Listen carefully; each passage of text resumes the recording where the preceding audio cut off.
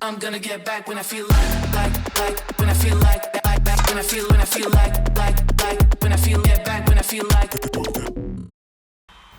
Richard, wonderful to have you here on the studio. What are some of your first memories of cricket? As a kid growing up, parents played, mum and dad. Dad was the big one really, and took me everywhere on a Saturday and Sunday, and it became life, and has been ever since. What was the name of that club? That was Old Edwardians Cricket Club in Birmingham. He was at King Edward School in Birmingham, and I followed in his footsteps. And then at the age of 10 or 11 years of age, he thought, well, maybe there's something in this kid, and he took me to a Birmingham League club, which is called West Bromwich Dartmouth, and that was the start of my playing. So yeah. Wearing your whites and playing with a red ball, obviously, and big focus on technique?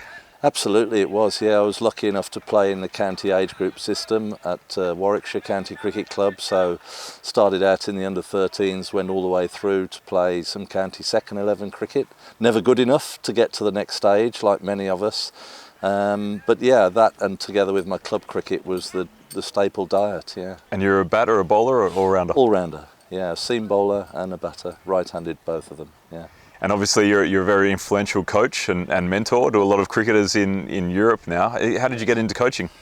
I got to around about 19 years of age, and this period I just talked about, and I started to do my coaching courses, and fortunate to have one of the tutors on the course sat me down at the end of my level 2 and said, listen, you could be okay at this. But you need to knuckle down, stop messing around and stop being the wise guy, because there's a chance here for you, but you need to work at it.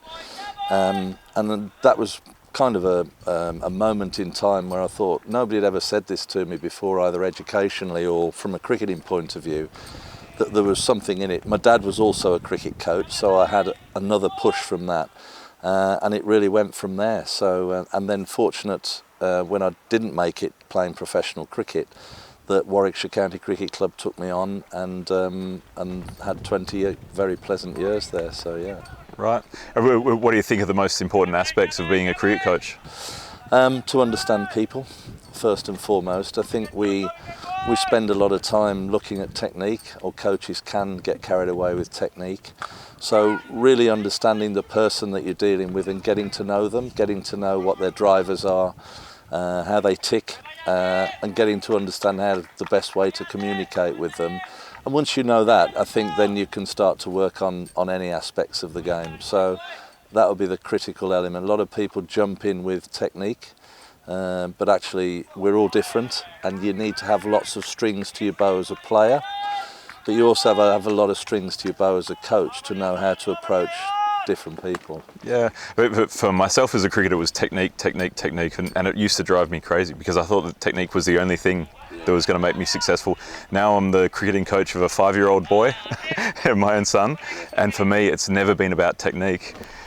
I've put his bat on his knee, he knows how to hold it, and then I just tell him 3 taps and I'll throw the ball to you. So he taps it 3 times, and it's just a funny way of doing, because I always wanted to hit through the V, and now just the way that he enjoys hitting the ball, he's just hitting the ball anywhere he wants. So how do you find short form cricket and playing T10 cricket now? Has it differentiated the way that you approach coaching? Absolutely. I mean, I grew up, as probably you did, in a 50 over era, or your background was probably 2-day cricket. I grew up in declaration cricket, which is probably not too dissimilar. And so coaching that and then learning how to coach this. And the fortunate thing about having this fantastic event is you can get to see other coaches in action, you can talk to them. And when I first started this, I thought it was just about batters hitting the ball out the ground, bowlers being able to get the ball through to the wicketkeeper, and fielders, being the best they could be. But as time's gone on, there is a finesse to this. Absolutely, there's a finesse. There's a few trade secrets with batting, bowling and fielding, and it's critical that you keep up with the game and make sure that you know what's a good game plan for your team, and also what they can produce, because clearly there's a wide disparity in abilities.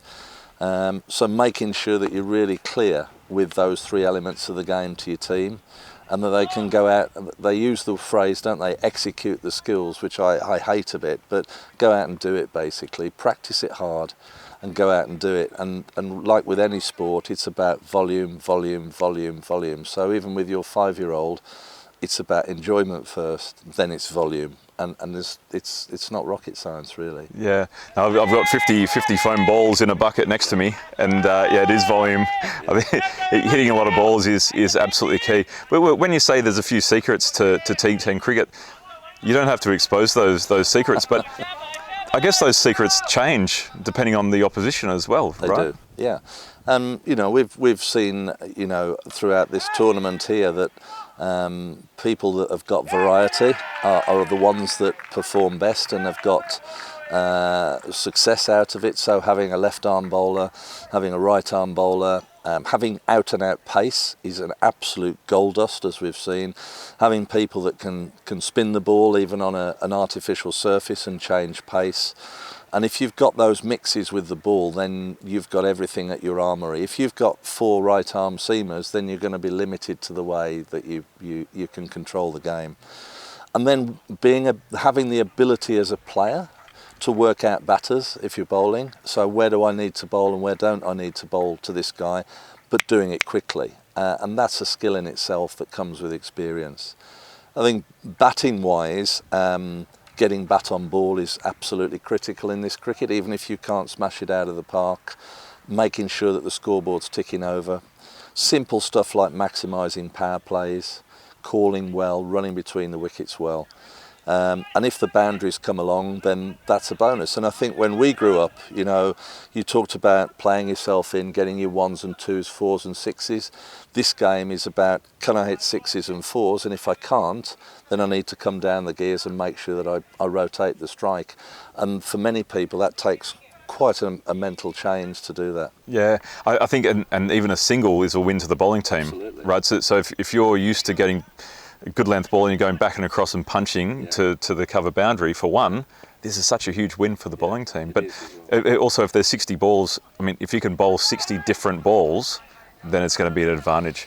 But for your bowler now on TV and to only have 12 balls to bowl, for him to execute those slow balls and the change-ups and the Yorker, the wide Yorker, the bouncer, the slow bouncer, that's a task in itself. Yeah. So everyone's on their feet. That's right. And it's critical that you practice it. You know, we spend a lot of time on the field here going through, as all the coaches do, going through drills in the morning, trying to make them as realistic as we possibly can. And I'll do some stuff, I might stand at the umpire's end, for instance, rather than with the mitt some days.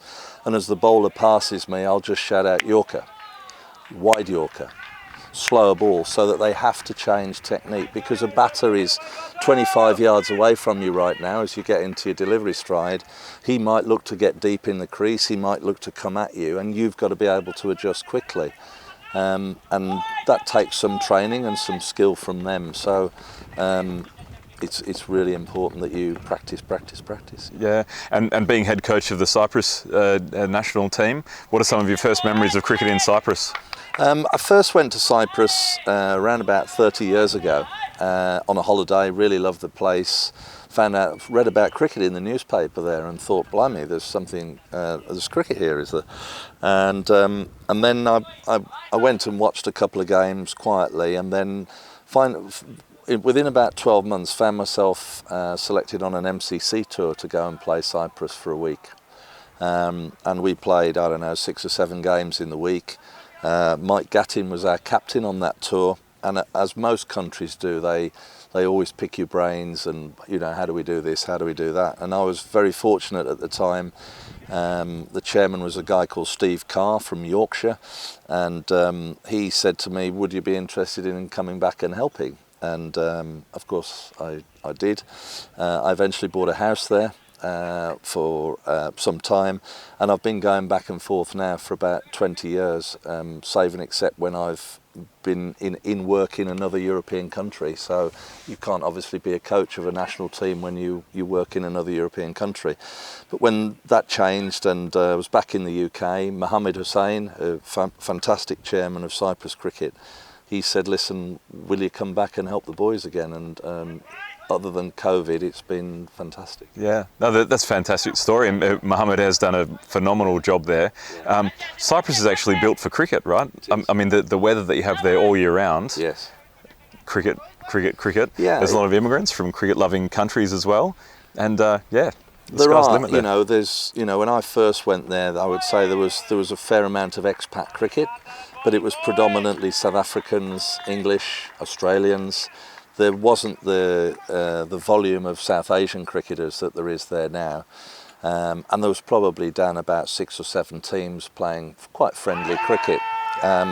You look at it now and they play T10 cricket, they play T20 cricket, they play 40 over cricket, and 20 to 30 teams play across those 3 spectrums, which is fantastic for the volume. Where they've struggled historically is on facilities, so very reliant on the military bases. Up in Deucalion near Larnaca and down at Akrotiri Episcopi down near Limassol. They've got their own ground at Ipsinus, which you'll know well from ECN cricket. So they've got 3 kind of good bases, but there's still an infrastructure to build, and I'm sure when Mohammed tells his story in part 2 of this, he'll talk about the fact that they're now registered with COA, the Cyprus Olympic Association, and the Sports Association, which should be an absolute boon to the sport and the growth and development and finance of it. And I know he's really excited about it. Yeah, Mohammed works really closely with the local government and talking to politicians to try and unlock this ground. I think there are a lot of football fields in Cyprus, and maybe unlocking something that's a multi-sport or somewhere close by, where there's land there that's flat and it's ready for cricket. It is, and you, as you rightly say, you can play across the Mediterranean strip from here to Malta to Cyprus. You can almost play 11-12 months of the year, so fantastic. Well, Gibraltar as well, of course. Yeah, absolutely. No, you can. So, no, I've had a fascinating time and a fantastic time working with Mohammed. And I was there for several events as well, and see them there. It's a place where cricket can grow. I think it's a place where Mohammed's also doing a lot in the youth development with schools and like yourself, coaching coaches to help them get more and more into schools, because the people that are there playing cricket, I think they're going to stay forever, and their children will be able to take this thing forward. Yeah, I think that's, having a national team is important because you need a flagship. You need to have something where somebody knows where they're going to go. What's this all about? Male and female, by the way, as well. And I think that's one of his priorities, is the female game. Certainly the growth of cricket in schools, and there's plenty of international schools as well as, Greek Cypriot schools as well. And with this development with COA and the local government and national government, I think we could see infrastructure there grow, and they could have development officers. I know they'll probably be in a central office somewhere with other sports, which is always handy because you can feed off one another. So I think it's quite exciting, and they could catch up a lot of countries quite quickly. I hope we do. Yeah, it is. And what are the best months of the year for you to go out there when you have your house there?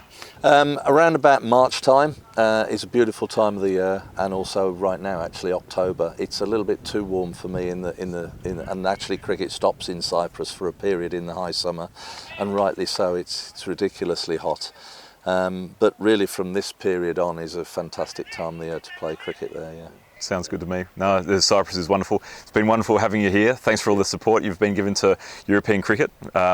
Thank you. In a wide-ranging the number of fields and in different ways, the way you mentor and coach cricketers. So thank you so much for that on behalf of European cricket. You're a star, and we appreciate it. So thank you, Dan. Without you, I Richard. think we would be much the worse. It's been brilliant. No problem. You. No, thank you.